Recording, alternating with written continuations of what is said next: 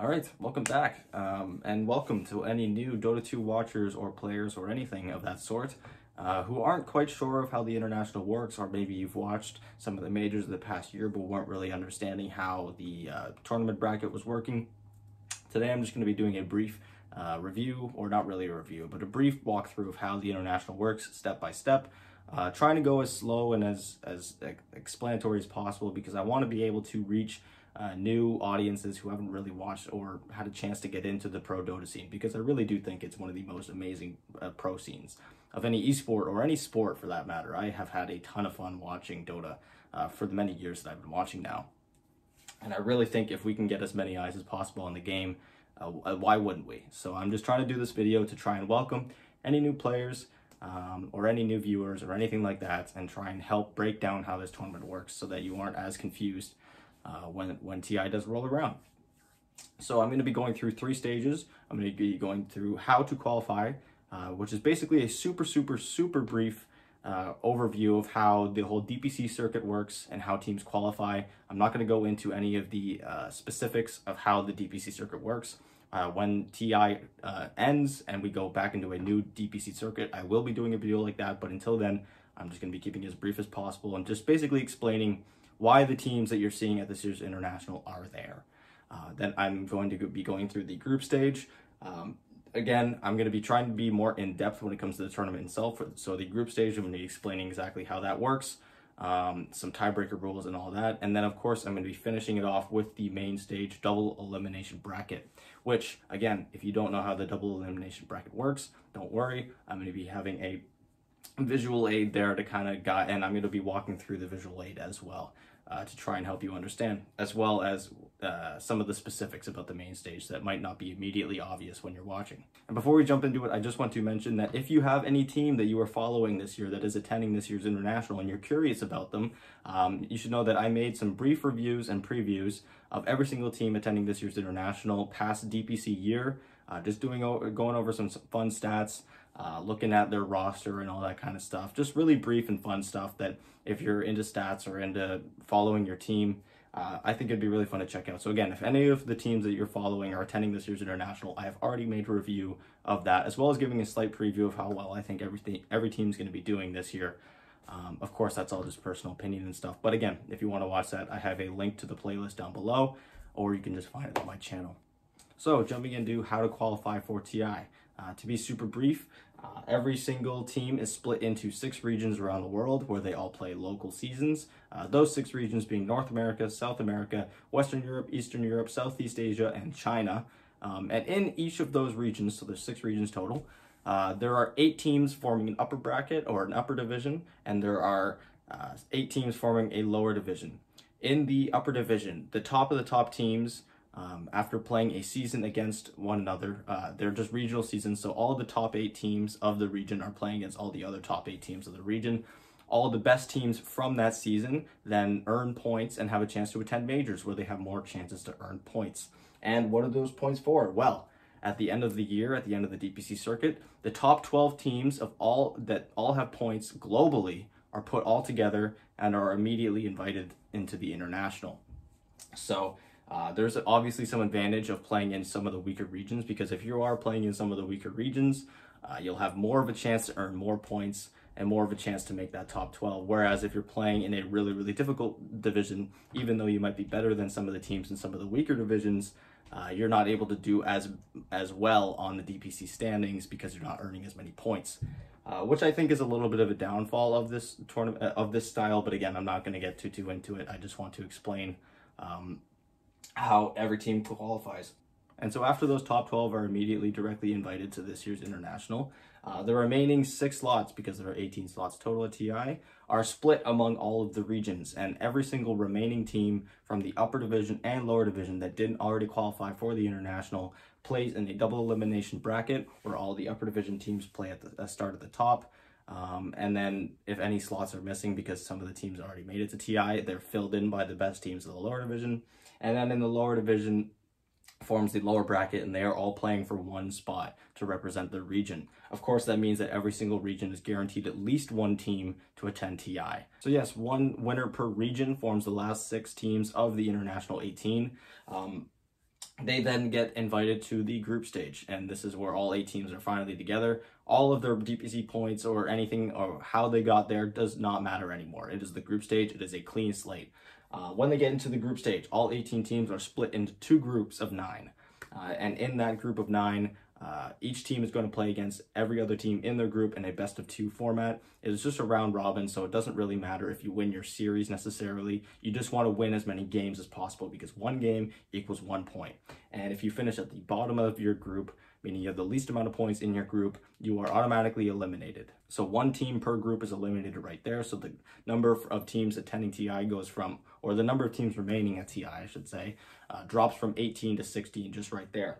The top 4 teams of each group form the upper bracket on the main stage, where the first place team is able to have their choice of playing against either the 3rd place team or the 4th place team of the opposite group.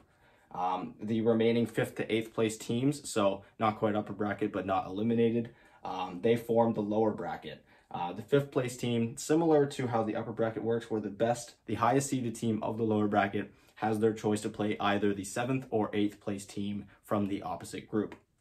And that means the 6th place team plays whoever the 5th place team did not pick.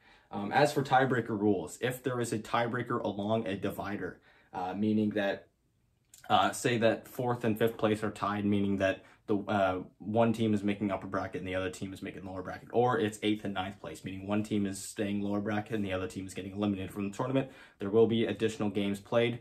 It is a best-of-3 format from there.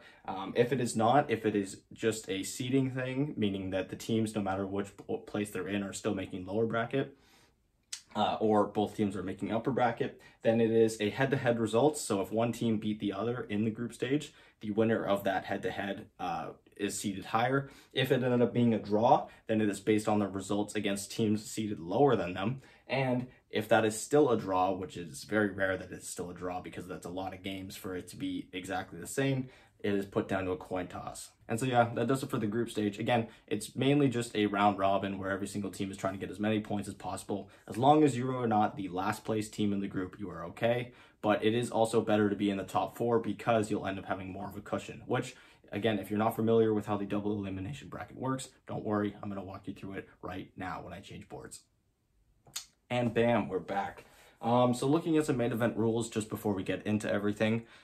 So of course we have split here, we have the lower bracket, so everything below my hand here is the lower bracket and everything above it is the upper bracket. In round 1 of both of them, so this round right here for the lower bracket and this round right here for the upper bracket, the higher seeded team has selection priority for both game 1, and if game 3 is needed, they have it for game 3. Selection priority is basically the team has a choice between anything. They can either take Radiant or Dire, or they can take first pick or last pick.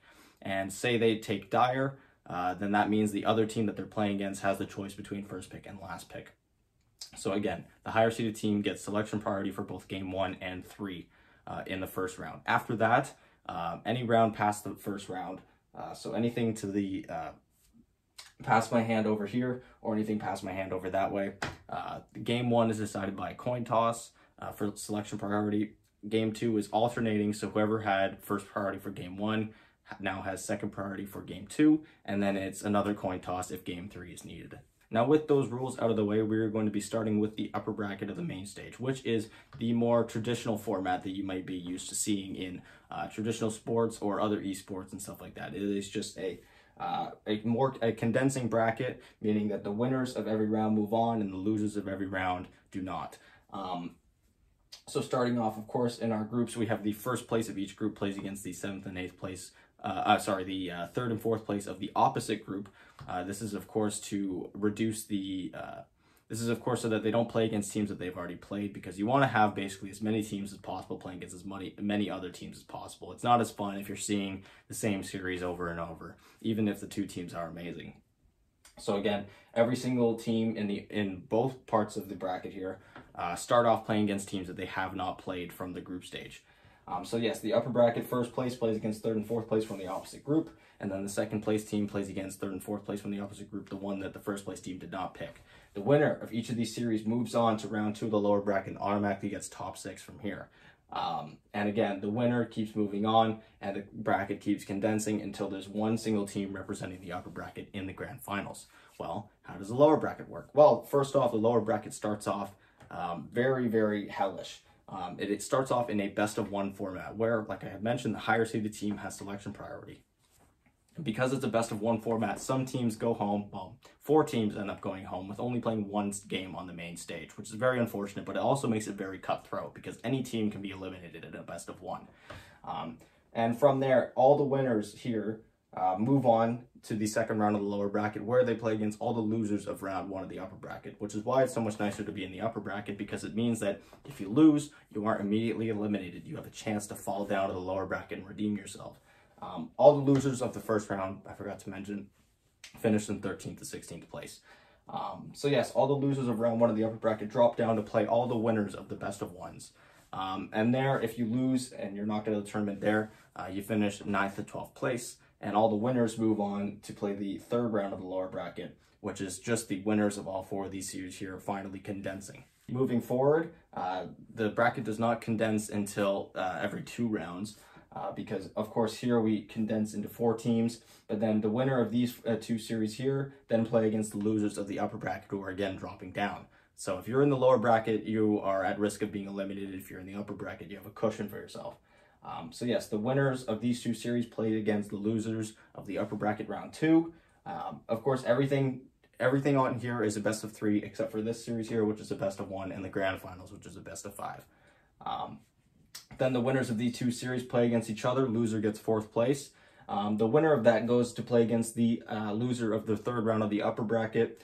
This is played on the final day, right before the grand finals, and the winner of this ends up being the lower bracket representative. So it's entirely possible that this is what happened at TI8, where OG and PSG-LGD met here. PSG-LGD loses, but then they redeem themselves in the lower bracket, and they immediately have a rematch against OG. It's entirely possible that that happens. Of course, it didn't do very well for PSG-LGD anyways. They ended up losing that series both times, so. But it is nice to have a chance to rematch. And then, of course, the representative from the lower bracket plays against the upper bracket winner. Of course, the upper bracket winner to this point has not lost a series, because in order for them to be there, they would have won all of these series here. And then they play in a best of 5 grand finals, and the winner of that claims the Aegis of Immortality, or the Aegis of Champions, and they get their name etched onto the back of that trophy. Like I said, this is an absolute hellish tournament. There is a lot going on. Of course, this may look like a lot, but this whole tournament unfolds, this whole bracket unfolds over 6 days. So if you're having a hard time understanding it, you can watch as it gets filled out as the days go on when this tournament happens, as it slowly builds its way to its final climax. And yeah, this is one of the most fun tournaments in the whole world for me to watch. I look forward to it every single year. I was super bummed out when it got canceled last year, and then when it got postponed again this year. It was supposed to be back in August when it usually is, but alas, at least we're still getting it this year, thank God. I'm so happy for it. And if you are new, again, watching TI, I strongly encourage you, if you don't, or if you're skeptical about watching it, or if you aren't sure, there are some really, really good series that I really hope some people in the comments will be able to recommend you some series to go watch or a game to go watch. Ones that come to my head are the OG versus PSG-LGD Game 3 of the upper bracket finals in TI8, Meneski versus Team Secret in the lower bracket of TI9, eHome versus Evil Geniuses at TI6 Game 1. You don't even need to put anything more than that. You just put Evil Geniuses versus eHome. Just watch that game. There's tons and tons of games. I really hope some people put some recommendations so that you feel like you can really get yourself lost in the atmosphere of this tournament, because it is a monster. It is a Goliath. It is amazing. And like I said, I just want to be able to get as many eyes as possible on this thing, because it really is amazing.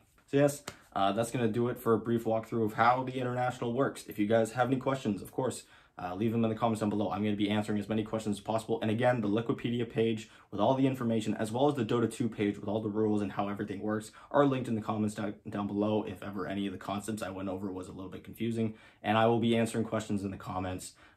Don't worry about if you feel like a noob or anything like that, or if you feel like your question is really basic.